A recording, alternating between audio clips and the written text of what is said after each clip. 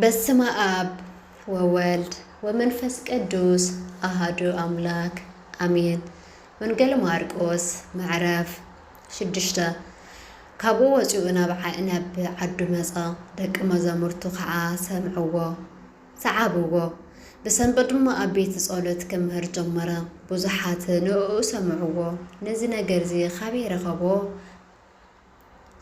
ከምዚ ዝበለ ሓይልታት ብኢዱ ዝገብርከ እንታይ ጥበብ ተዋሃበቶ እዚስ እቲ ጸራቢ ወዲ ማርያም ሓዊ ያዕቆብን ዮሴፍን ይሁዳን ሰምዖን እንዶ ይኮነን ኣሓቱስ ኣብዚ ዶ ምሳና የለዋን እናበሉ ተገረሙ። ብኡ ከዓ ተዓነቅፉ። ኢየሱስ ድማ ነቢይ ብዘይ ኣብ ሓዱን ኣብ ኣዝማዱን ኣብ ቤቱን ኣይነሓቐን እዩ በሎም። ካብኡ ከዓ ብዘይ ንሒደት ሕሙማት ኢዱ ኣንቢሩ ዘሕወዩ እምበር ሓይሊ ክገብር ኣይኮነሉን። በቲ ዘይምእማኖም ድማ ገረሞ እናማሃረ ከዓ ኣብ ከባቢ ዘሎ ዓድታት ዘረ ነቶም 12 ድማ ፀውዖም በብክልተ እውን ክልእኾም ጀመረ። ኣብ ርኩሳት መናፍስቲ ከዓ ስልጣን ሃቦም። ንመንገዲ ድማ በትሪ ጥራይ እምበር ለቆታ ኾነ እንጌራ ኾነ ገለ ገንዘብ እኳ ኣብ ቅናቶም ከይማልኡ ኣዘዞም። ግና ኸሰኣንኩም ኣእቱ 2 ቀምሽ ኣይትካድኑ በሎም። ኣብታ ዝኣተኹምዋ ቤት ካብኣ ክሳዕ ትወፁ ኣብኣ ተቐመጡ። ኣብታ ዘይተቐበልኩም ወይ ዘይሰምዑኩም ስፍራ ካብኣ ወፂኹም ንኣታቶም ንምስክር ተጓጓ ኣጋርኩም ነገፉ። ብመዓልቲ ፍርዲ ካብታ ነታ ዓዲ እዚኣሲ ንሶዶምን ጎሞራን ካብ ዝቐልል ብሓቂ ይብለኩም ኣለኹ በሎም። ንሳቶም ድማ ወፂኦም ሰብ ክንስሐ ሰበኹ። ብዙሓት ኣጋንንቲ ኣውፅኡ። ንብዙሓት ሕሙማት ዘይተለኸዮም ኣሕወይዎም። ንጉስ ሄሮድስ ድማ እዚ ሰማዓ ሰሙ ተጋሂዱ ነበረ እሞ ዮሃንስ መጥምቕ ካብ ምውታት ተንሲኡ እዩ። ስለዚ ከምዚ ዝበለ ሓይሊ ብኡ ይገብር ኣሎ በለ። ካልኦት ግና ኤልያስ እዩ በሉ። ካልኦት ከዓ ነቢይ ከም ሓደ ካብ ነቢያት እዩ በሉ። ሄሮድስ ግና እዚ ምስ ሰማዐ እቲ ኣነ ርእሱ ዘሰይፍዎ ዮሃንስ እዩ ንሱ ካብ ምውታት ተንሲኡ በለ። ዮሃንስ ንሄሮድስ ሰበይቲ ሓውካ ንኣኻ ክትኸውን ኣይግበአካን ኢልዎ ነበረ። ሄሮድስ ንሄሮዳድያ ሰበይቲ ፊልጶስ ሓው ኣእትይዋ ነበረ እሞ ብስራ ልኢኹ ንዮሃንስ ሒዙ ኣብ ቤት መእሰርቲ ኣሲርዎ ነበረ። ሄሮድስ ንዮሃንስ ጻድቅ ቅዱስ በኣይን ምዃኑ ፈልጡ ይፈርሖ ነበረ እሞ ይሕልዎ ከዓ ነበረ። ምስ ሰምዖ ድማ ይጭነቕ ብሓጎሱ እውን ይሰምዖ ነበረ። ሄሮዳድያ ከዓ ተቐየመቶ ክትቀትለውን ደለየት ግናኸ ኣይተኸኣላን።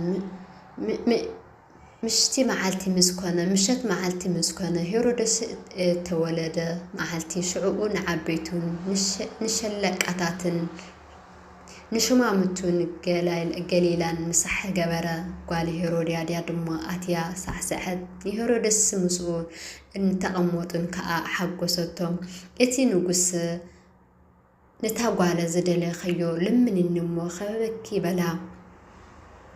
ክሳዕ ፍርቂ መንግስቲ እንተኾነ እኳ ዝለመንክኒ ከበኪ እየ ኢሉ መሓለላ። መፂኣ ድማ ነዲኣ ታይ ክልምኖ በለታ። ንሳ ከዓ ርእሲ ዮሃንስ ጥምቀት በለታ። ብኡ ቀልጢፋ ናብ ንጉስ ኣትያ ርእሲ ዮሃንስ መጥምቕ ሕጂ ኣብ ሒላብ ጌርካ ክትህበኒ እደሊ ኣለኹ ኢላ ለመነቶ። እቲ ንጉስ ኣዝዩ ሓዘነ። ስለቲ ምሕልኡ ዘለመነቶ መቃምጡን ግና ክኸልእ ኣይፈተወን። ብኡ ድማ እቲ ንጉስ ንሓደ ዓቃታይ ርእሱ ከምፅእ ኣዚዙ ለኣኾ። ንሱ ከዓ ናብታ ቤት መእሰርቲ ኸይዱ ርእሲ ሰየፈ። ብሒላብ ኣምፅኡ ድማ ነታ ጓል ሃባ። እታ ጓል እውን ነዲኣ ሃበታ። ደቀ መዛሙርቱ ድማ ሰምዖ መፁ። ንታይ ረሲኡ ኣልዒሎም ናብ መቃብር ኣእተውዎ።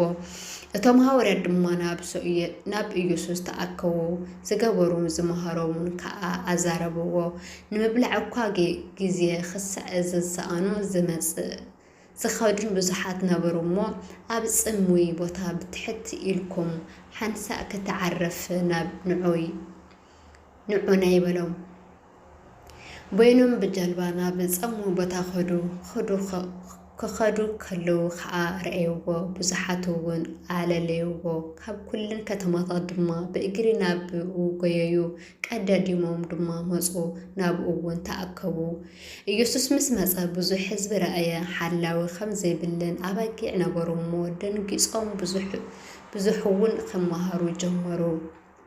ከምህሮም ጀመረ እቲ ግዜ ኣዝዩ ምስ ሓለፈ ደቀ መዛሙርቱ ቀሪቦም እዛ ቦታ እዚኣ በረኻ እያ ምድሪ ከዓ መስዩ እዩ ዝብላዕ የብሎምን እሞ ኣብ ጥቓ ናብ ዘሎ ቆሻት ዓድታት ይከይዶም ንኣታቶም ዝበልዕ ክዕድጉ ኣሰናብቶም በልዎ ንሱ ግና መሊሱ ክበልዑን ክሰትዩን ሃብዎም በሎም ንሳቶም ከዓ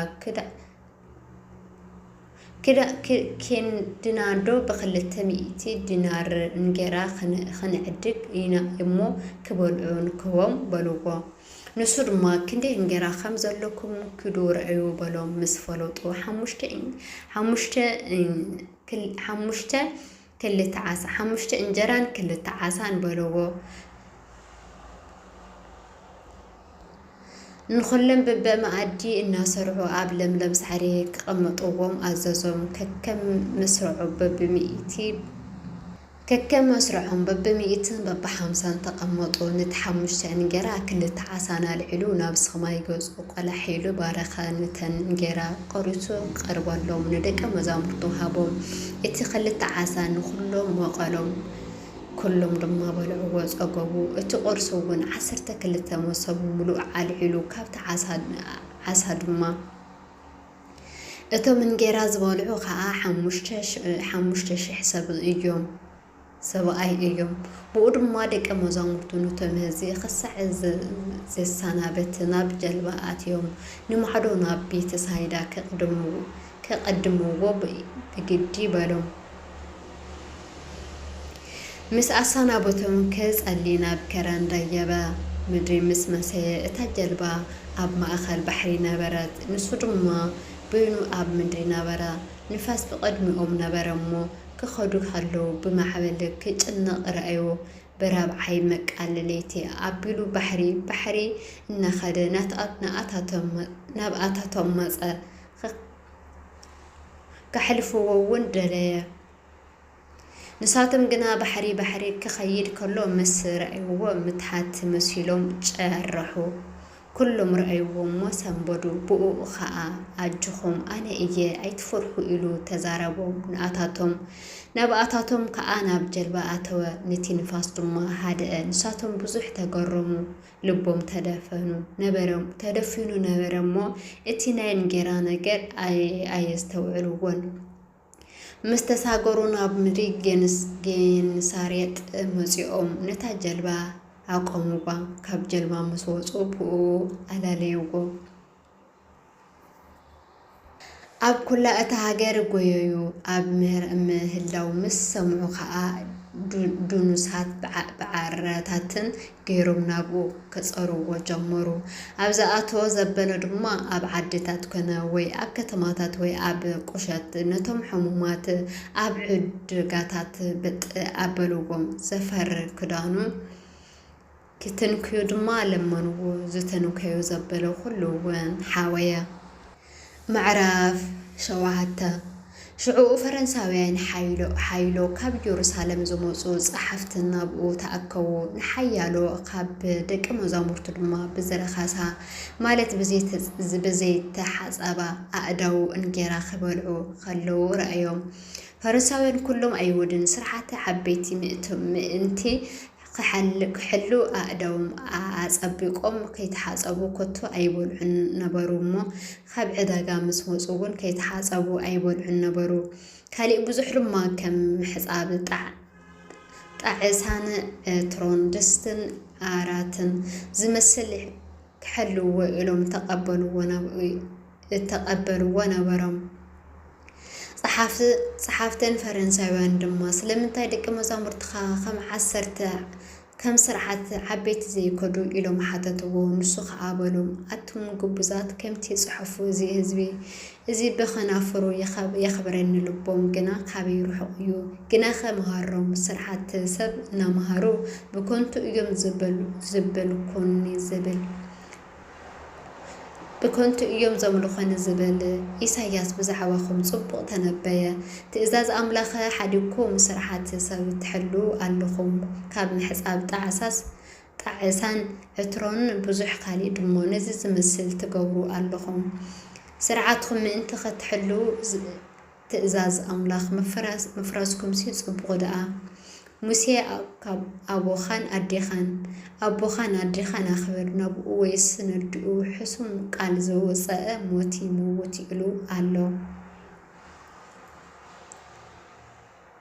نسخاتهم جناسب أنا أبو ويندو إتي خباي إتتكاملو قربان غيرو يوم مالت ما بقى أنت بلو دقيم أبو ويس ندو حد نجر كجبرلهم كتو أي تفقدلون يخم من تأتي سرعكم وسرعات سيك على أملاخ تسعرو نزز مسلون بزح تجورا اللهم نتم هزخم بحدث أو كلكم سمعون أستوحلون كابسل زي وسس ويو نسب زركسو أمبارح خبز وسعيو نسب زرخص أمبارح كاب وسعي نبسب زعتوسي قال أكوا خرخصو أي قائلنيو اتسمع إذني زلاتي يسمع بلو كابتم هزو تفاليو نابيت مساعته اتم دك مزامرتو بزعبا أزي مسالة زي حتتو بلوم كا نسخاتكم دما قصع كندزي دناك ارتئيكم كاب مسعي نبسب زعتو كاب وسعي نبسب زعتو خلو خرخصو خمزي خلو أي تفوتنيكم ناب كبدي انبار ناب لبي أي وردن إيو أمون خلو مبلع الناس أريد ما إيو نقدام زمسة بلد ما اتخاب سب زوسة دعا إيو نسب زرخصو كابتوش تلبسه خفو حسابي وسع يومو من زرع سرقي قتلت زم وساسيحي كفات قرحي قتت قنات صرفي قرعات الشنات إذا خلو خفو أبوشتي يزوسع كابوشتي يزوسع نسب خاء يرخصو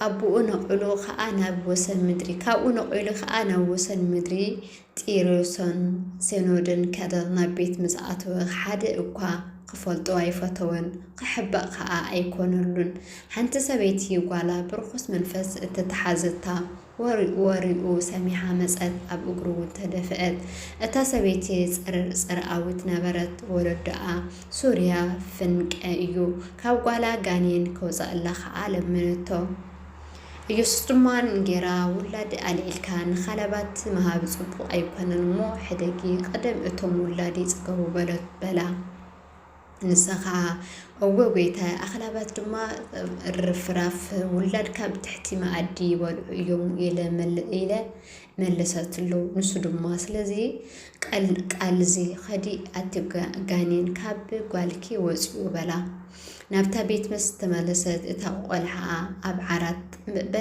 بط إلى اتي غانين كاوزيو إلا رخبتا كان بحدش دما كاب وسن مدريد إيس مسألة بسدونا غيرو خاء نما أخل 10 تعدي نايب بحر قليلا خدا حدث أمام عباسن نبقو أمزيوم يدو خنبرلو لما نبو خبت هزبي نبوينو وسيدو دما أصبقو أبزانو أنبيرو طفو إلو لسانو تنكايو ناب سمايك ولا حلو أتنفسو خاء إفتا بلو زي تخفت مالتيو شعو أعزانو تخافتا مأسرتي لسان دما تفتح أقن عون تزاربه نحادب كاخي نقرو أماريرو أززوم نساتم جنا متن اتي ذكر كلام أزيم أوريو نساتم خاء نسو نخلوم صب قوارا صمامات كمز سمعو عباسات كمز زاربو قبرا النابلو بزيلك تقرمو بزودغان زنطبن بأفت كهان مراكتي تأرملي كبزترف نهجات قصليو سلام لعدنا سلام لزنا يوردنا تصبوس سلام يزبلنا أخو